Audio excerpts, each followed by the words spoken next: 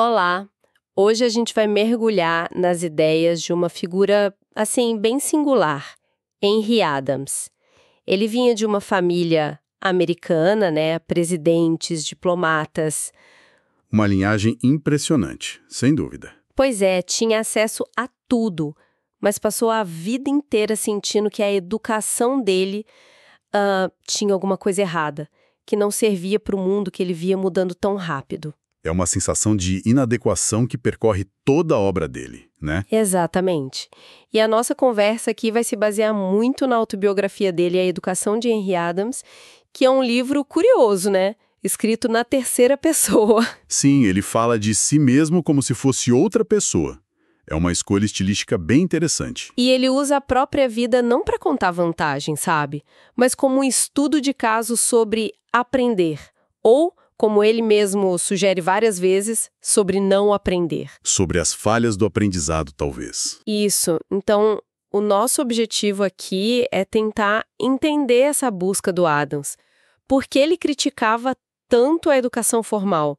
O que ele aprendeu de verdade, tipo, fora da sala de aula, nos corredores do poder, em Washington, Londres. Nas exposições mundiais também, né? Vendo a tecnologia surgir. Sim, e, claro, essa tentativa dele quase desesperada de achar uma ordem, uma lei, sabe? Para explicar as mudanças malucas do fim do século XIX e começo do XX.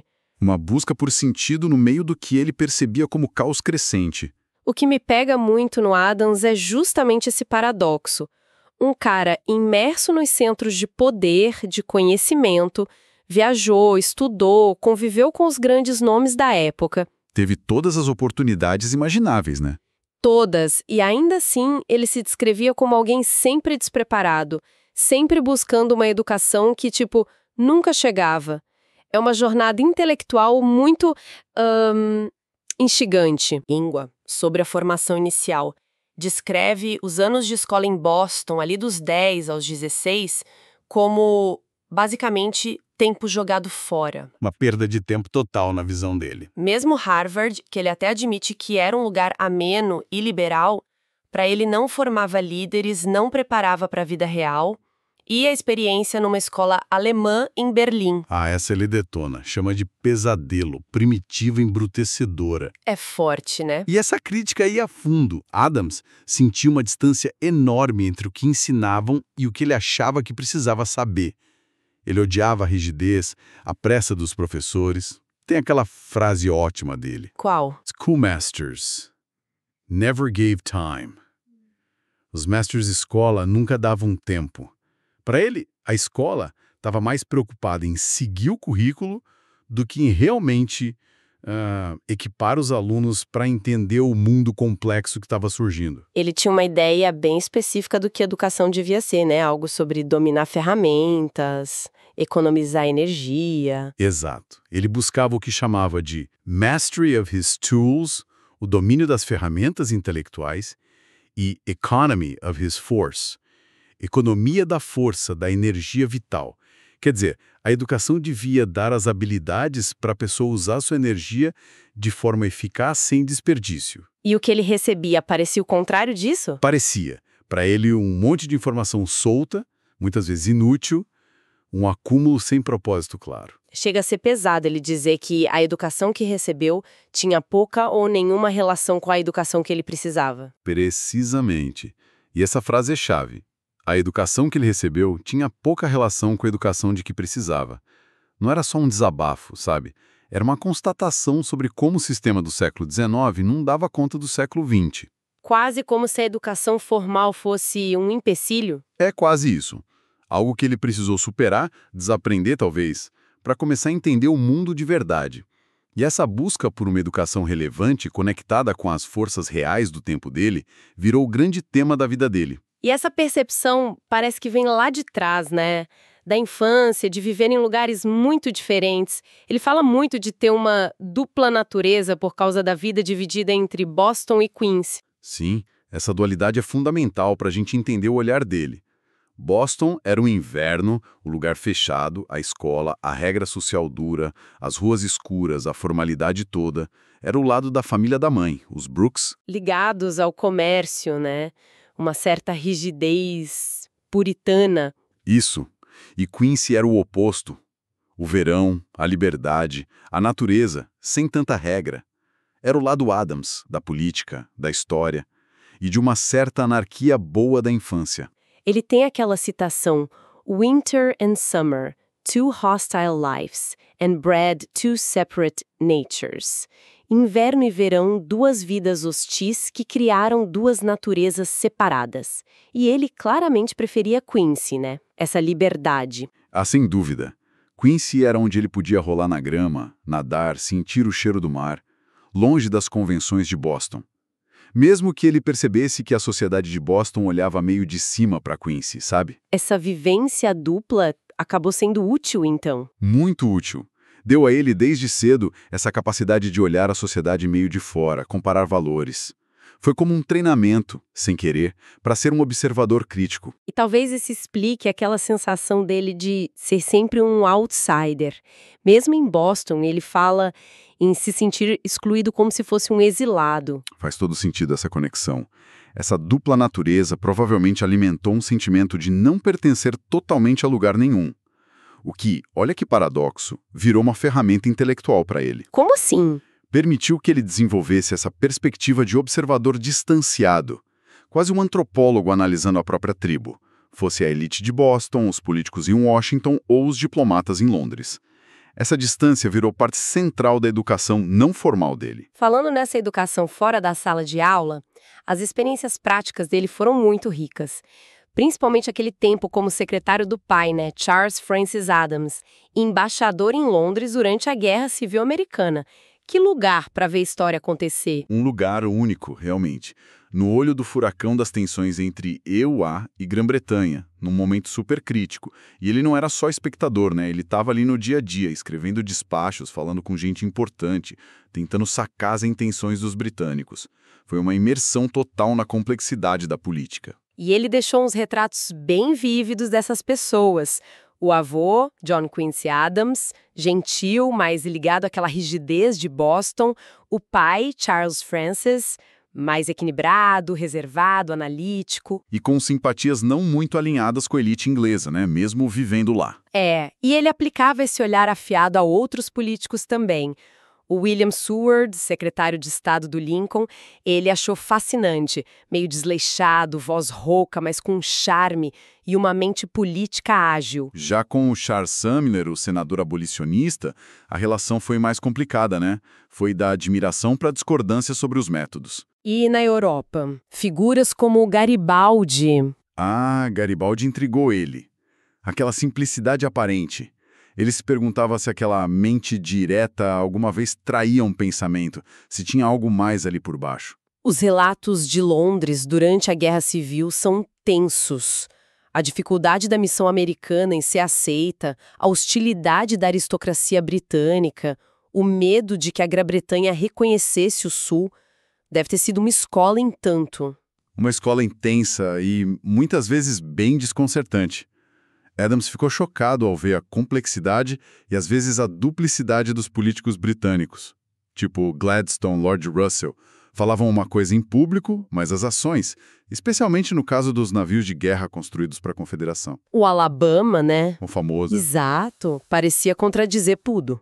Essa experiência foi fundamental para consolidar o ceticismo dele em relação à política e aos políticos. Foi ali que ele percebeu na prática o que chamou de massa de ignorância em Washington.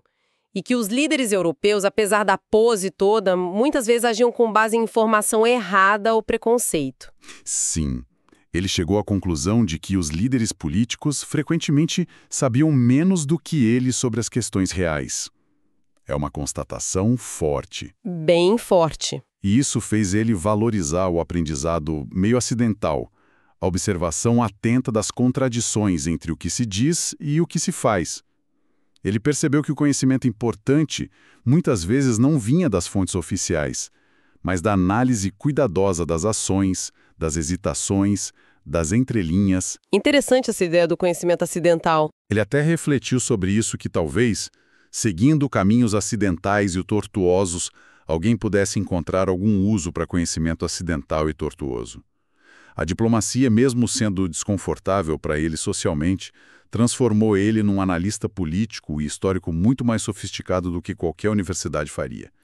Ensinou sobre a imprevisibilidade da história e as limitações dos grandes homens. Essa desilusão toda com a política o levou a buscar outras formas de entender o mundo, certo? Aí entra a fase mais teórica, filosófica da busca dele. Sim. Depois de um tempo ensinando história medieval em Harvard, onde ele também se sentiu meio inadequado, aliás, e de escrever livros de história importantes, ele se voltou mais para a ciência e para a filosofia, tentando achar alguma ordem, alguma lei que explicasse o movimento da história. Estudou geologia com o Lyell. Isso, Sir Charles Lyell, um gigante da ciência vitoriana. Mas em vez da uniformidade que o Lyell pregava, o Adams viu mais complexidade, mais ruptura. Não era bem a resposta que ele procurava. E aí veio o impacto da tecnologia. A Exposição Universal de Paris, em 1900, parece ter sido um divisor de águas para ele. É onde surge a famosa comparação entre o dínamo e a Virgem. Ah, o dínamo e a Virgem, um capítulo fundamental da educação. Ali ele coloca lado a lado duas forças que, para ele, simbolizavam eras diferentes. A Virgem Maria representava a força unificadora da fé medieval, uma energia espiritual, social, que ergueu catedrais góticas, criou um universo simbólico coeso, deu sentido à vida de milhões. Uma força centrípeta que puxava tudo para um centro. E o dínamo? O motor elétrico. O dínamo que ele viu lá na Galeria das Máquinas era a nova força do mundo moderno, a energia industrial, tecnológica, científica, uma força gigantesca, quase infinita, capaz de transformar o mundo material de um jeito nunca visto. Mas pro Adams era uma força centrífuga, que espalhava, multiplicava. Parecia operar sem um centro moral e espiritual claro. Era pura potência. Pura potência. Fragmentando a experiência humana, acelerando a vida num ritmo desconcertante, mas sem oferecer um novo sentido unificado em troca. Era essa a angústia dele. Essa comparação é muito mais que só religião versus tecnologia, então. Ah, com certeza. É uma reflexão profunda sobre a natureza do poder, da energia na história humana e como a sociedade responde a diferentes tipos de força. Adams admirava a capacidade de mobilização da fé medieval, artística, social, espiritual. E ele olhava para a força do dínamo e se perguntava: que tipo de sociedade, de arte, de ser humano essa nova força está criando? Ele sentia que a humanidade não estava entendendo essa nova energia. Exato. Sentia que estavam lidando com algo colossal, sem compreender direito. Como uma criança brincando com fogo, talvez. Ele sentia o mundo acelerando demais, uma acceleration, como ele chamava, e isso o levou a buscar uma teoria para explicar tudo isso. Sim, ele ficou obcecado em achar uma teoria dinâmica da história. Algo parecido com as leis da física, que pudesse descrever, talvez até prever, o rumo dessa aceleração. Ele tinha a sensação de que a história ia de uma fase de unidade, a Virgem, para uma de multiplicidade e complexidade crescente, o dínamo, talvez na direção do caos. E ele percebia que a educação que teve não servia para isso. Dolorosamente consciente disso, que a educação do século XIX era inútil para o século XX. Ele chegou a falar da necessidade de uma nova mente social para lidar com essas novas forças. É quase uma tragédia intelectual, né? Essa busca por uma lei unificadora, enquanto ele sentia tudo se fragmentando. É a grande tensão da vida adulta dele. Ele usou conceitos da física, da termodinâmica, aplicou a história, tentou mapear as linhas de força da sociedade, mas no fim ele reconheceu a dificuldade imensa, talvez a impossibilidade da tarefa. E tem uma honestidade brutal quando ele admite: quanto mais ele era educado, menos ele entendia. Nossa! A própria busca incessante, a consciência da própria ignorância diante da complexidade. Isso se tornou talvez a única educação real possível para ele. E nos últimos anos, essa tentativa de entender as grandes forças o levou a pensar não só na mudança, mas no que resiste à mudança, na inércia. Isso é muito interessante.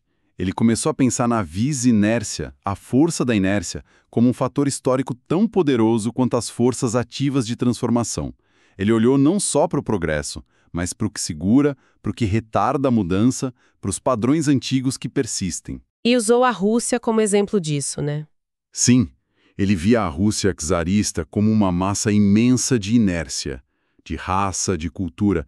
Ele usou uma imagem forte, uma calota de gelo de vis-inércia.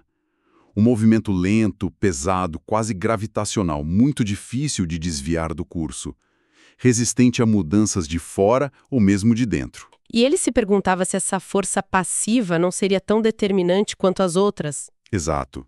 Se essa resistência não seria, no fim das contas, tão ou mais importante para a história do que as revoluções ou as tecnologias. Isso ia contra a ideia simples de progresso linear, tão comum na época dele. Desafiava essa visão otimista. E ele aplicou essa ideia de inércia também à questão de gênero, né? A inércia do sexo. Um ponto bem curioso e, de certa forma, adiantado para o tempo dele. Ele observava as mudanças no papel da mulher, especialmente na classe alta americana, as estruturas familiares tradicionais começando a mudar, e ele se perguntava sobre essa inércia do sexo, a força tradicionalmente ligada à mulher, centrada na família, na reprodução. O que aconteceria se essa força mudasse de foco? Exatamente. Se essa força fosse deslocada desse eixo tradicional, para onde ela iria? Que novas formas de expressão encontraria? Quais seriam as consequências para a sociedade? Era uma pergunta enorme. E ele não tinha respostas prontas. Não tinha. Ele levantava a questão, identificava ali uma tensão profunda, uma fonte de mudança. Ele via a sociedade americana meio que tateando, lidando com essas forças de inércia de raça, de gênero, de cultura, sem entender direito a natureza delas ou como direcioná-las. Era mais um campo onde a educação que existia se mostrava totalmente falha para entender o que realmente estava acontecendo. Então, resumindo um pouco essa nossa exploração, a gente acompanhou o Henry Adams nessa busca longa e muitas vezes frustrada por uma educação de verdade. Uma jornada que começou rejeitando o ensino formal, que se alimentou da observação crítica da política, da sociedade, e que terminou nessa tentativa quase desesperada de entender as forças gigantescas da história, da tecnologia, da inércia humana, usando ferramentas da ciência, da filosofia. E o mais fascinante é como a educação de Adams, o livro em si, vai além de ser só uma autobiografia, né? Vira uma metáfora muito poderosa para o próprio processo de aprender, principalmente no mundo complexo e que muda o tempo todo. Adams mostra para a gente que a educação de verdade talvez não seja acumular diploma ou ter certeza de tudo. Mas sim o quê? Mas sim desenvolver uma consciência bem aguda da nossa própria ignorância. E, a partir daí, se engajar nessa luta contínua para tentar dar algum sentido para o caos aparente. Ele não dá um mapa, mas é como se fosse o diário de bordo de alguém tentando navegar sem mapa. Exatamente. É a crônica de uma mente brilhante encarando a complexidade e reconhecendo os limites do conhecimento humano. A educação dele não foi um caminho reto de adquirir coisas, mas um ciclo. Aprender, se desiludir, buscar novas ferramentas e encarar o desconhecido de novo. Ele lembra a gente que entender o mundo é um esforço constante, sabe? Reativo. Uma tentativa de alinhar o nosso entendimento com as linhas de força que realmente movem as coisas, mesmo que a gente nunca consiga mapear tudo perfeitamente. Adams terminou o livro sentindo que a educação para o século XX mal tinha começado. Isso faz a gente pensar muito sobre hoje, né? Que tipo de educação a gente precisa agora para navegar as forças do nosso tempo, que são talvez ainda mais complexas? Tecnológicas, sociais, ambientais, políticas. Será que a gente está mais preparado do que ele se sentia? É a grande questão. Fica aí a provocação. Como a gente pode aprender a responder aos desafios de hoje como ele esperava, não ao acaso, mas por escolha, nas linhas de força que atraem nosso mundo. Uma pergunta que continua tão urgente hoje quanto era para ele.